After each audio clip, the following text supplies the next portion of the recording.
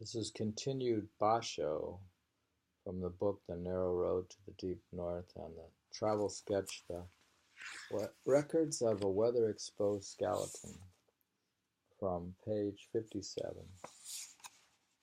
I traveled through the provinces of Yamato and Yamashiro and entered the province of Mino by way of Omni, passing through the mountainous villages of Yamasu and Yamanaka. I went to the tomb of Lady Tokiwa, the ill-fated mistress of the wicked Lord Yashitomo.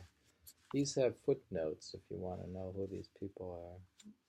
Moritaki, a keeper of the Ishi shrine, must have seen a resemblance between Lord Yashitomo and the cold wind raging around the tomb when he compared the two in one of his poems. He too wrote.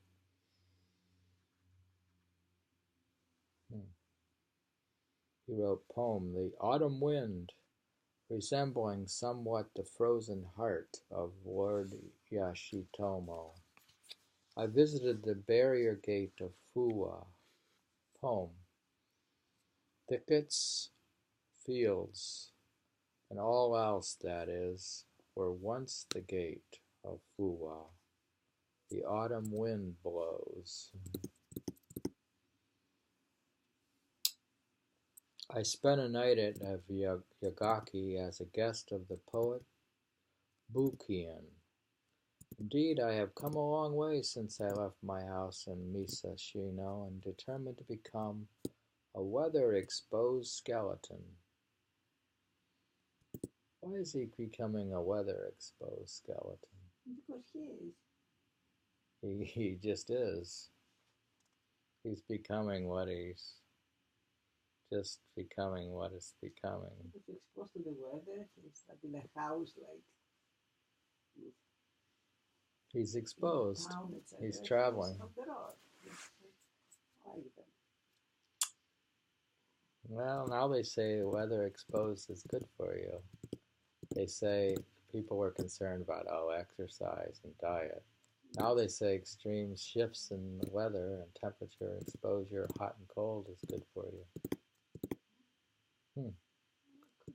He writes the poem, Still alive I am, at the end of a long dream, on my journey, fall of an autumn day. I visited the Hanto temple in Kiwana. Poem, Midwinter peonies and a distant plover singing. Did I hear a cuckoo in the snow? Tired of sleeping on a grass pillow, I went down to the seashore before break of day. Poem, Early dawn, young white fish, shining in ephemeral white, hardly an inch long. I went to see the Atsuta shrine, but I had been reduced to utter ruins. Walls had crumbled and dry grasses were standing among the fallen blocks. There were ropes here and there, showing the sites of the extinct shrines and stones engraved with the names of the gods once enshrined here. A shock of brown sagebrush and overgrown reminiscence gave me an impression not altogether pleasing but strangely lasting.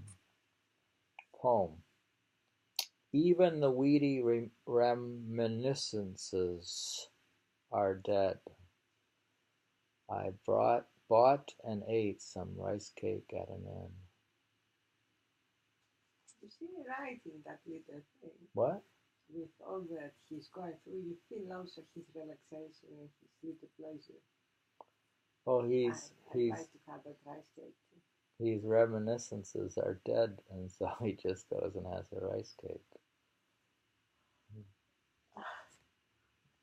I'd like to see how they made the rice cake. Maybe we should learn how to make rice cake. Make rice cakes. I mean, do they mean those hard rice cakes that we buy? Well, they may have freshly made rice cakes. Rice cake is soft. Maybe it'd be nice to have a soft rice cake. We should make a rice cake. We should learn how. Japanese style. Are we going to Japan now? Why are we obsessed? I had a dream about Japan, a woman from Japan. It's crazy. Straight to the woman. To the woman. I'll think of a mountain, maybe the seashore in Japan, a village. What I will think about. And maybe so. No, I was at. I dreamed of a library. I'm in a library in Japan, looking at books, and it's a librarian. So I'm in Japan, looking at books in the library. So it must be. Now we're thinking of Japan all the time. On my way through Nogaya, where crazy Chakisai said to have practiced quackery and poetry, I said, poem. With a bit of madness in me, which is poetry, I plod along like Chakisai among the wails of the wind. Sleeping on a grass pillow, I hear now and then the nocturnal bark of a dog in the passing rain. I went to a snow viewing party, poem, gladly will I sell for profit, dear merchants of the town, my hat laden with snow. I saw a traveler on my way, poem, even a horse is a spectacle, I cannot help stopping to see it on the morning of snow.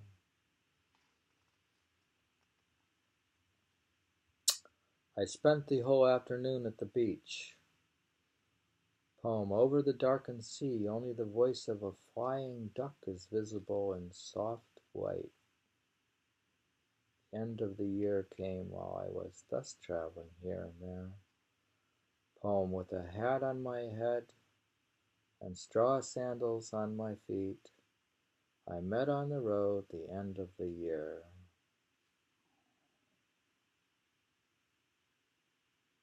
Yet I reached my house in my native village in time to welcome the new year.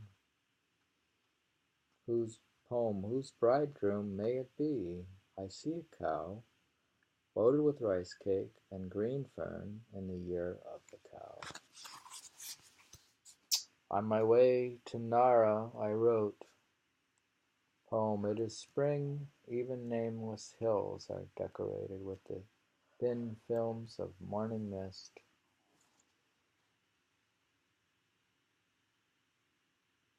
I visited the Nigatsudo temple at the time of its ceremony.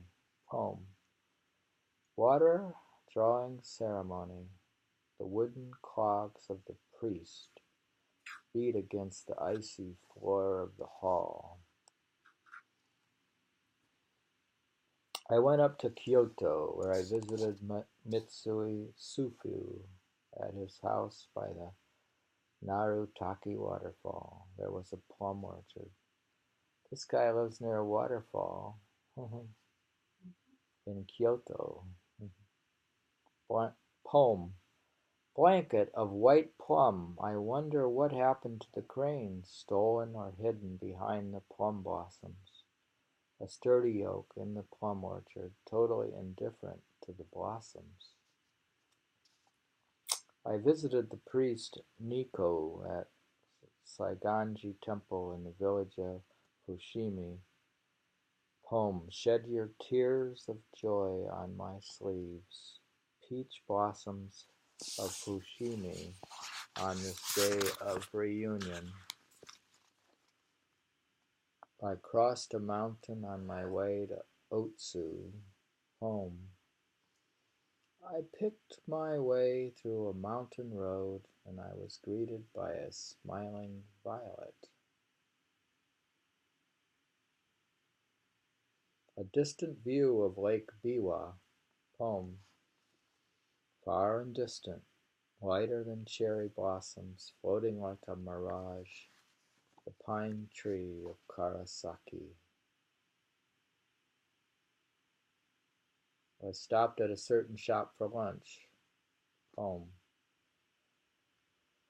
A branch of wild azalea thrown into a bucket behind a woman tearing the meat of a dried codfish. A roadside scene. Poem. Wild sparrows in a patch of yellow grape, pretending to admire the flowers. I met an old friend of mine at Minakuchi after 20 years of separation. Poem. A living cherry in full bloom between the two lives now made one.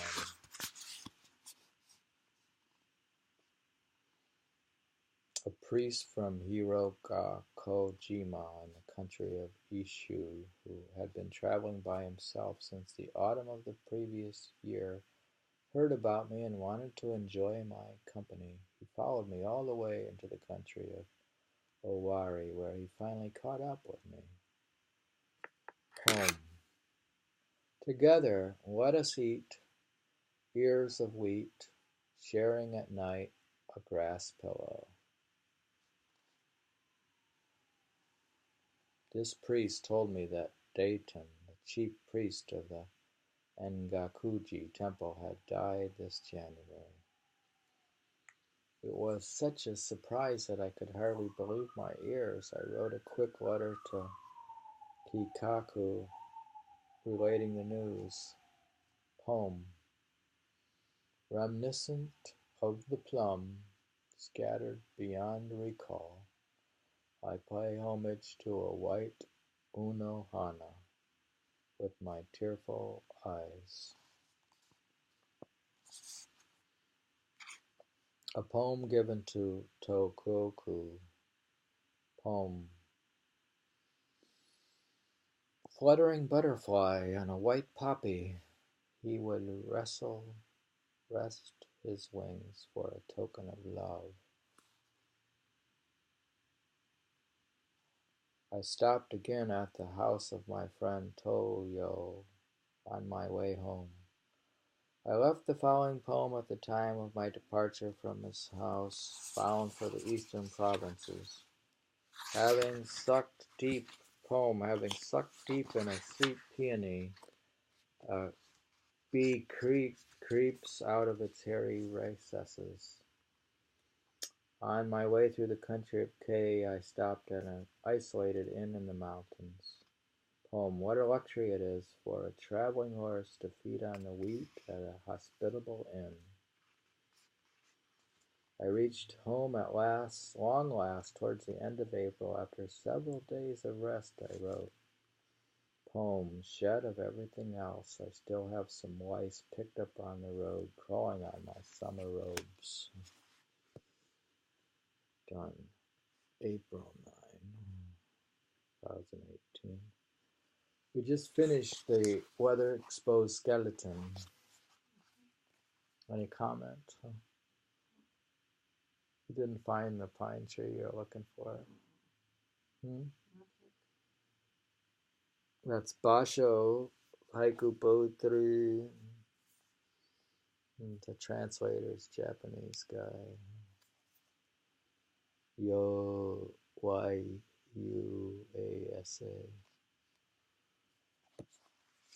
I like that book.